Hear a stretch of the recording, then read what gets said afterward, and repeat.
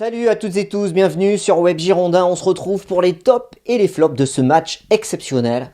Bordeaux-Nîmes, victoire des Girondins pour cette 16e journée sur le score de 6-0.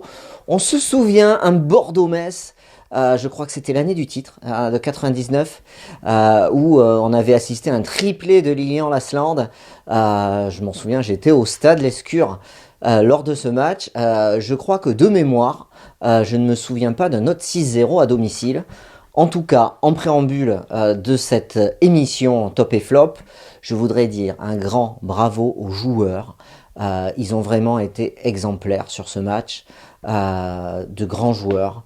Malgré un contexte difficile, ils ont fait abstraction, ils sont restés concentrés et ils ont fait le job. Franchement, un grand bravo à eux.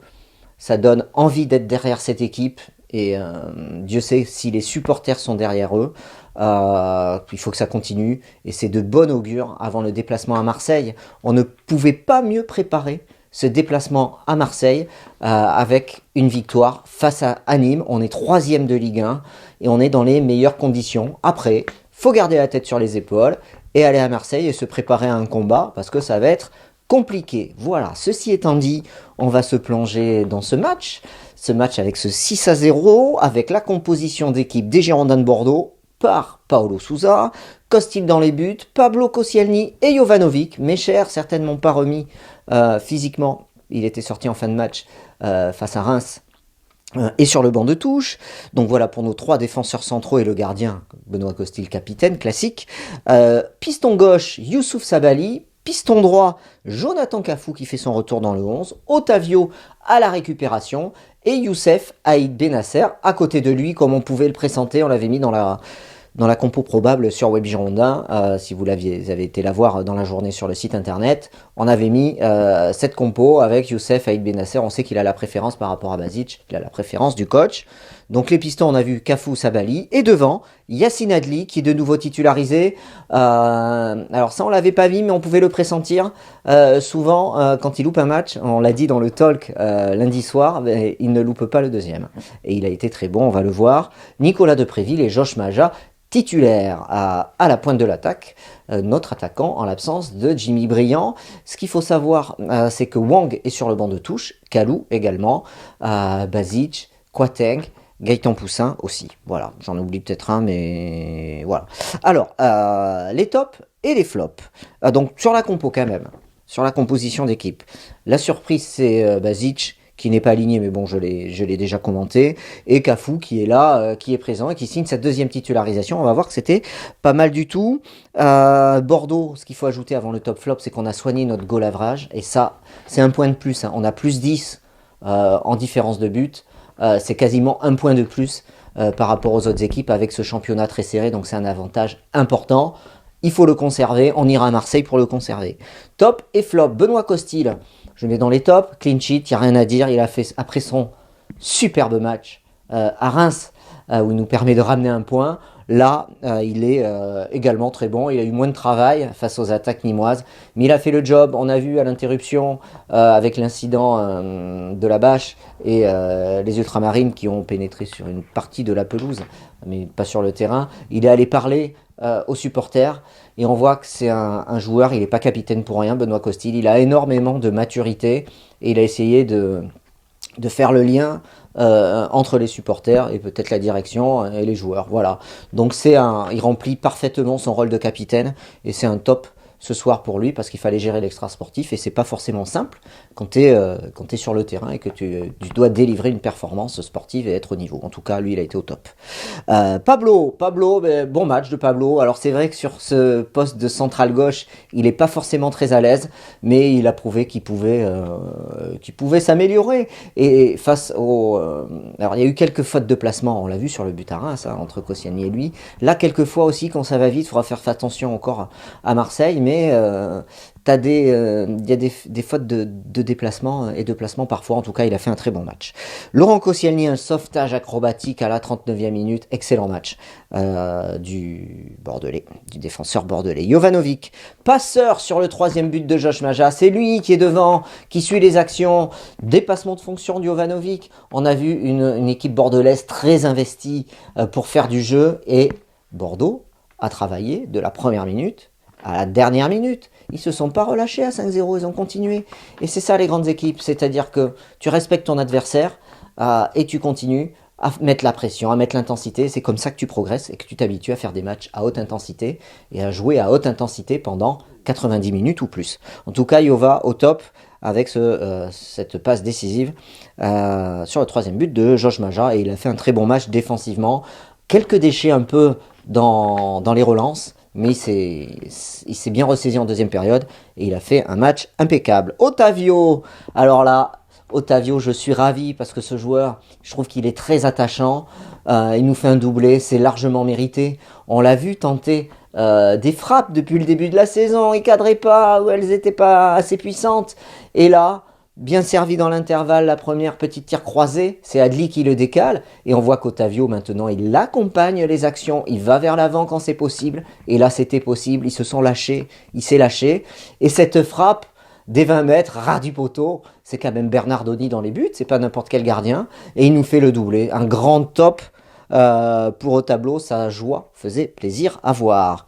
Youssef Aïd Benasser, alors lui avait beaucoup à prouver sur cette rencontre. Je trouve qu'il a été... Alors, moi, il dégage une sensation de lenteur. Je trouve dans les déplacements, j'ai l'impression qu'il est lent, qu'il n'est pas vif, notamment en première période où j'ai pas trouvé sa première période très bonne, avec une perte de balle au milieu du terrain. Il est un peu lent dans les déplacements, dans les transmissions de balles. Je pense qu'il faut qu'il élève son niveau de jeu, qu'il joue plus rapide, qu'il soit plus véloce et qu'il se déplace plus rapidement. Voilà, donc c'est un petit peu amélioré sur la fin de match, mais on avait l'équipe nîmoise qui était vraiment décimée, quoi. Ils étaient au plus bas les Nîmois face au rouleau compresseur bordelais. Voilà, donc bon, à revoir. Match moyen de sa part, c'est pas un mauvais match, mais match moyen où il faut, je pense, qu'il élève encore son niveau de jeu d'un ou deux crans un minimum. Sabali, un top pour Youssouf Sabali, il nous met 2 caviars en 5 minutes. Le premier à Depréville, la tête de Depréville est dégagée par Bernardoni, magnifique arrêt du gardien de Nîmes, prêté par les Girondins, et il délivre un deuxième caviar sur le premier but de Maja, et donc un grand top pour Sabali. Techniquement c'est propre, ce rôle de piston, mais il lui convient à merveille. J'ai cette impression-là sur ce match, à confirmer à Marseille. Et il y a une question qui va se poser pour Paulo Sousa, c'est qu'à gauche, il a performé ce soir et c'est une vraie alternative à Loris Benito. Donc on verra à Marseille, il aura le choix de le mettre à droite, de le remettre à gauche, de laisser peut-être Benito sur le banc, parce qu'il n'a pas beaucoup soufflé depuis le début de la saison. En tout cas, c'est une vraie alternative. Et la question se pose de savoir qui doit jouer dans ce rôle de piston gauche, parce qu'il a été très performant. On sait qu'il joue à gauche aussi, avec l'équipe nationale du Sénégal. Cafou, alors je mets un top, j'ai envie de me faire plaisir et de lui faire plaisir. Je l'ai vu en deuxième mi-temps se battre sur tous les ballons. Je l'ai même vu, Cafou, aller au duel de l'épaule pour aller secouer un peu son adversaire. On l'avait trouvé. J'étais pas le seul, nous étions plusieurs à l'avoir trouvé un peu léger physiquement. Mais là, je trouve qu'il est monté d'un cran. Donc c'est un top. Il a fait une petite montée en puissance pour Cafou, qui montre lui aussi que quand on fait appel à lui, il est présent sur ces matchs-là. Peut-être qu'il y a des titulaires qui passent devant lui, mais sur ces matchs, face à des équipes un peu plus faibles, c'est une vraie alternative qui peut permettre à d'autres joueurs un peu plus expérimentés, qui ont un peu plus de ballons, de souffler. En tout cas, bravo Cafou. Yacine Adli, c'est un top aussi. Je l'ai dit tout à l'heure au début de la vidéo, Yacine Adli, il rate rarement 2 matchs de suite. Il en réussit aussi rarement 2 bons de suite. Peut-être qu'à Marseille, je lui souhaite, il fera une très belle performance. On se souvient à Amiens, et ensuite face à Paris, ça avait été plus compliqué.